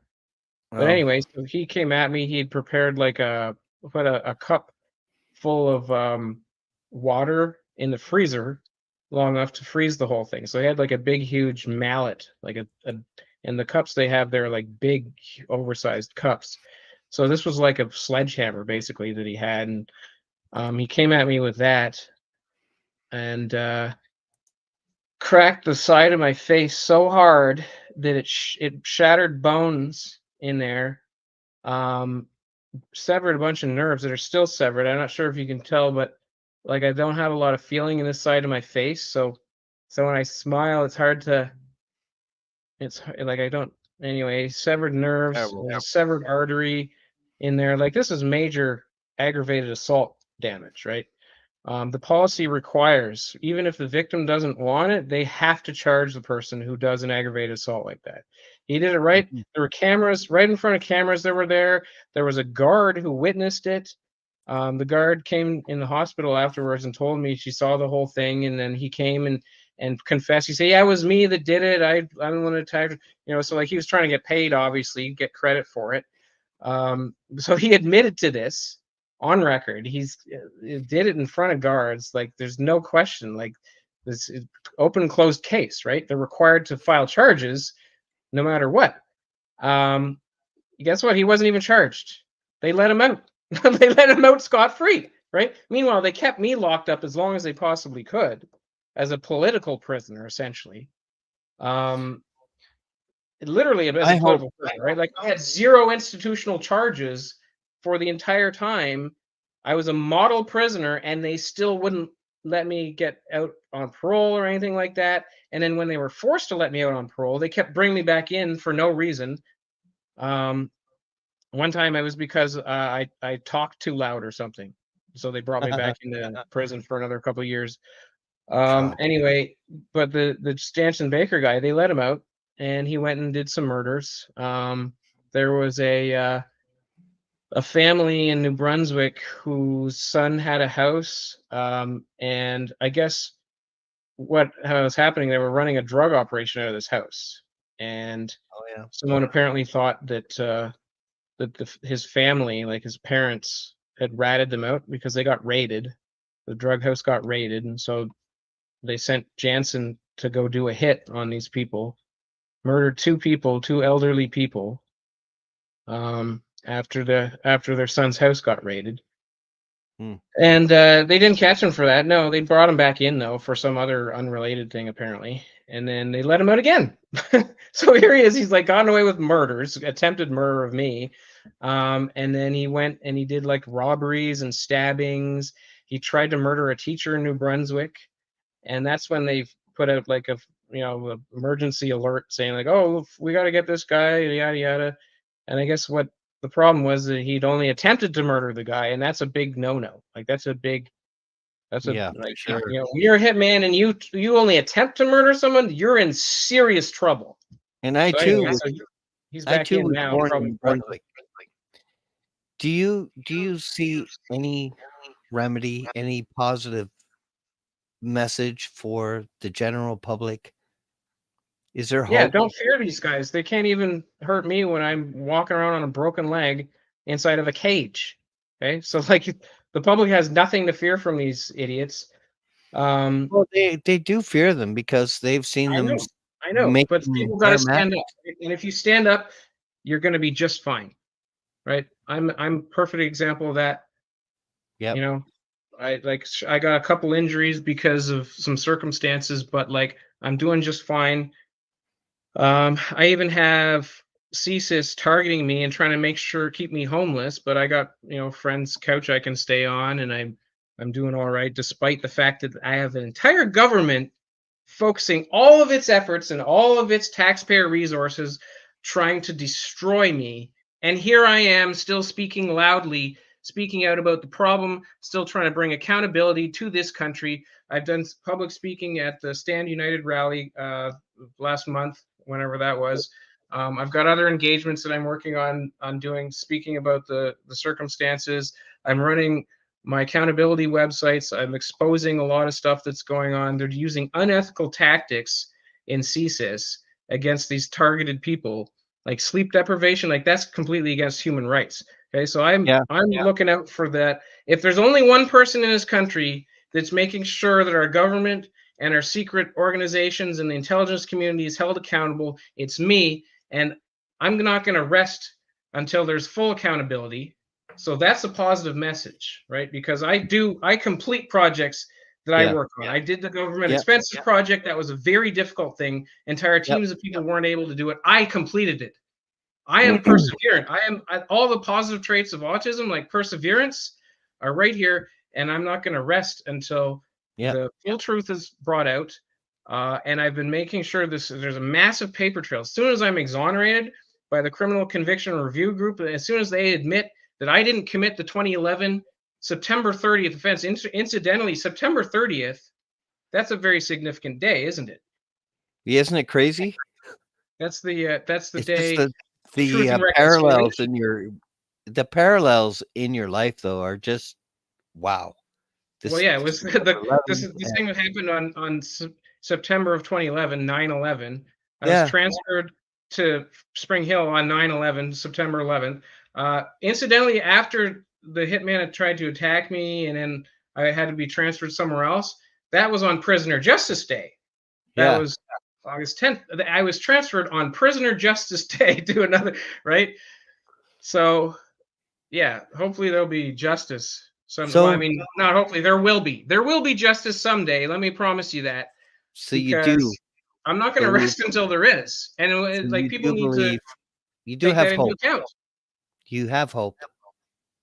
Yeah, that's all that keeps me going. Actually, I mean, it's and I don't necessarily need just hope, because I know what I'm capable of, and I know that when I start something, I can make sure it has a healthy completion, and that's where I'm at. I'm in the middle of making sure that the 2011 incident is taken care of, and that all the people that were contributors to this, they're either going to turn state's evidence and give up everything they know about the people that got them to do these things, or they're going to go to prison. And I'm not going to rest until that happens, right? Yeah. Like the people, so there's a lot of people who probably were actually genuinely intimidated, right? And they probably didn't want to do a lot of things that were done to me. And so, like, I have sympathy. I'm a human being. I understand it's difficult when you're going against a supposedly powerful force. They have no power, though. Rest assured. They have no power over what's in people's minds, and you can easily delete that by changing your mindset, right? So as soon as people start realizing, oh, I can speak out against these people that are conspiring and doing wrong things, I can speak out about them, and I'm not going to be harmed. In fact, I'm going to be rewarded for doing that. There's going to be people doing that. And it's going to be a whole Me Too type movement where people are like, yeah, I know information about them too. And then once they realize that this goes all the way back to Operation Paperclip and the Nazis, there's going to be a lot of people that want to contribute to the accountability here to stop that from happening, because we were supposed to have won World War II. We weren't supposed to have brought these guys and infected our military with their disease. Yeah. So I think that we're probably going to have to do a couple of shows. Yeah, I don't think we can cover everything in one show. This is just a brief overview, rest assured. I think so. I think it's like Kirk. Like Kirk, I think we've did 2 shows and we still haven't done enough. But people are going to need to know any updates that happen in Yeah. the future Well, I'm just about to because we post need on my hope. website. I've been posting various correspondence. I've got a daily log on there, so you can see things that are happening in real time. Yes, If you do let's the link on the tell right, them. daily log. I'm just about to post all my communications back and forth between NSERA, which is the Mhm, National Security and Intelligence Review Agency. Those are the people that are supposed to be keeping our government CSIS group accountable. right. They haven't been particularly useful so far. The first complaint I made about them, they came up with some excuse, say, "Oh, it's not in our jurisdiction." And the reason I suspect for that is because a lot of the people that were committing the human rights abuses were technically working for the CIA, which is technically outside the jurisdiction of NSERA, but CSIS was involved. This is what CSIS does. They get other people to do things, and then they try and claim, "Oh, that's not us. No, no, we didn't do that. We don't have to follow the rules. We don't have to follow. That's somebody else." But I'm not going to stand for that. So I filed another complaint, and I've given specific names of specific people that I'm pretty sure are involved with CSIS, and like I'm not going to rest until accountability happens. So maybe they figured that out. We'll see what their latest responses. They said recently that they have enough information to make a decision about jurisdiction now. And Mhm, if they try and say this story again about, oh no, there's no jurisdiction or whatever, then I'm going to accuse them of doing the thing that's there's news is reported on this about how CSIS, does things right. and like they claim they come up with excuses, plausible deniability, right? And it's a known thing that they do. So I'm not going to stand for that. And like besides which, they're supposed to be protecting public safety. They're supposed to be stopping people that are committing human rights terrorism type offenses. And these are terrorism type Foreign that are taking and place. domestic. The foreign? No, they don't do foreign anything. Not yet, anyway. Enemies, foreign, domestic, or is that just United States? Oh yeah, but they only operate within Canada, or they're only supposed to. Although according to China, China says otherwise, I guess. But Well, that's a whole other episode. That. I think we're gonna do a part 2. I think if you're willing to do it, I would appreciate it. I think Yeah, everyone. absolutely. I think I'm looking for more exposure because I'm fully transparent, and I'm going to bring transparency and accountability to our government and to yep.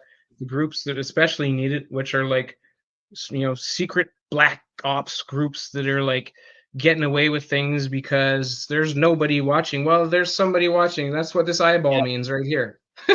That's why there's this symbol. There's an eyeball. Someone is watching. Tell everyone that's watching about your web. Yeah, governmentexpenses.ca was the original one. ZeroJustice.ca now is where I'm putting in real time information and evidence from the past incidents that have occurred where I've found corruption. And I have a daily log as well where anything that happens, like sometimes they send someone to target me here in weird ways.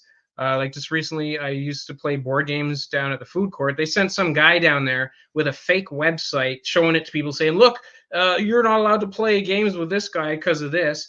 And that the website he was showing people was from a stalker who was in Toronto who was stalking a friend of mine, Kellyanne Wolf, who, by the way, she's doing a campaign to try and get rid of the corruption of the political parties.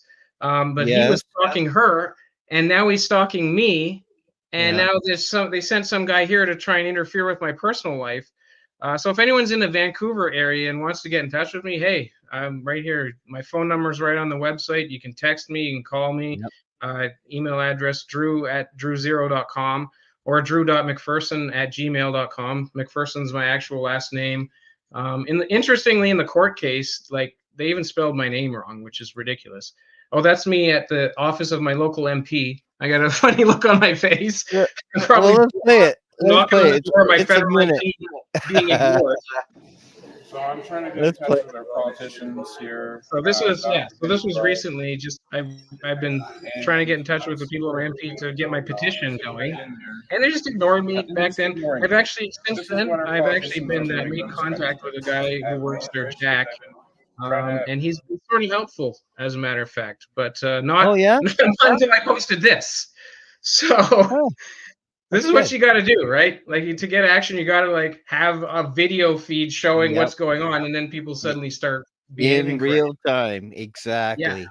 yeah, Okay. exactly. So that's what I'm Your doing with my second. website here. And if anyone's Yep. in Vancouver, get in touch with me. If anyone thinks that they're a targeted individual and they're in Yeah. Vancouver, and there are a lot, like this is the hotbed of Canadian targeted individuals, because a lot of these people that are in the Mhm. CSIS target list, that they're harassing and using all these harassment techniques on. The United Nations, actually, by the way, has published, and it's on my website, a list of Yeah. harassment techniques that are being used by the CIA and CSIS and all the Five Eyes. I call them the Five Eyes terror group.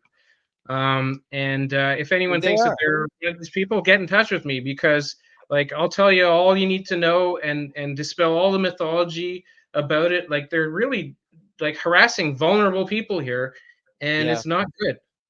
No, it's not. I'm not the only one that's been through stuff like this, and I know it.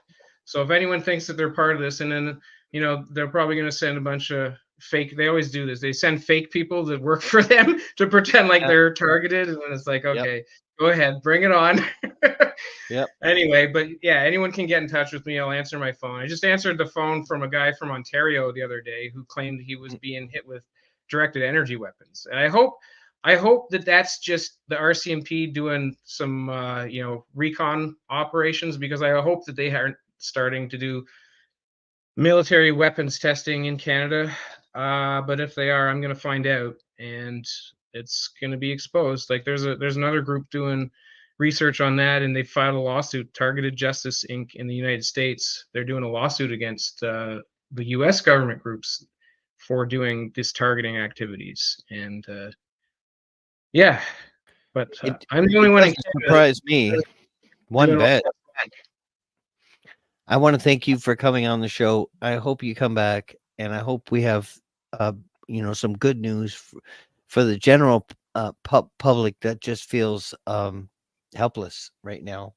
Yep. And No, you're up we know, against the wall. That's why I got a wall in the background here. Like we're all up against the wall now. Like it's true. this is time to fight, because there's It's no true. more back we can go. This far, no farther. It's true. So governmentexpenses.ca is one of Drew's websites, and we have this one here. I think it's on here. ZeroJustice.ca, and you have to watch Yeah, the and I've been putting up capitals. stickers around town. If anyone wants to come help put up some stickers, that'd be great. And hopefully we'll get some funding so we can have the full diagnosis of what's going on in your bloodstream, your body, if anything has been done to you, that they can find out about it, right? I got And stickers. Yeah. I want to Yeah, thank you well, the for vaccine thing is concerning. Like the biggest concern for me with that is that they're prepping people to accept the next phase of what they're going to do, right? Like they're preparing people to like then they're testing to see what kind of backlash there's going to be, and gradually reducing people's civil liberties, and gradually, like the World Health Organization, I guess, is trying to force Canada to comply with their regulations whenever they say, oh, it's a pandemic, lock everyone down, and it'll be out of Canada's hands at that point. So that's kind of a really big deal. And like that's what the Stand United was, their rally was about last month. There's a lot of things, there's a lot of problems that need to be rectified. So as long as I get a bigger voice and get more access to things, then everything's gonna turn out fine. well, thank you on behalf of myself, the host of the Two Table, Paul Everton, and all the members. We have a lot of members that don't always come on, but they're part of a family of people looking to expose the truth and share the truth. And even if it's uncomfortable, I want to thank you for your courage and your willingness to put yourself on the line for Oh yeah, I'm Canadians. on the line. Rest assured, no one else needs to worry about anything. I'm the one that's on the line here. So Yeah, if it's anyone true. wants to True. expose something, and they're too afraid to do it themselves, just tell me. I won't tell you, who actually told me. I've got excuse people that I can say, oh, this person told me. And it's actually just, a CSIS agent that's, Yep. been a problem. And all your information here on ZeroJustice.ca. I mean, you've got your email, you've got your petition, you've got the video of you. I mean, it's really great. Gang stalking, Oh, which that's I've David experienced. Yeah, Here you go. he's Right a there. targeted individual in the United States who's been Yeah. suffering from Yeah. what they're doing to people down there, which is even Yeah. worse than what they're doing in Canada. So he has a lot of information about that, and he's Yeah. a pretty useful source of information. Yeah, and I feel like I'm gang stalked too since I started the podcast, but it's not going to stop me. I mean, they really have to kill me because they've already taken Yeah. everything. They've taken everything from me. My Well, children have died CSIS from isn't allowed to vaccines. kill people. They're not even allowed to cause bodily harm, in fact. Yeah, So, like, if I they're mean, doing like, something like that, then they're in serious trouble. yeah. Well, there's a lot of exposure coming out, and people like you, I admire and respect, and I see you as my brother and my friend, and I look forward to part 2. And Yeah, I hope I look forward to it. I look forward to All the it. best Thank to you. you, Paul. Thank you for joining me, and thank you all who are watching for joining us. I'm Paul Everton, the Truth Table.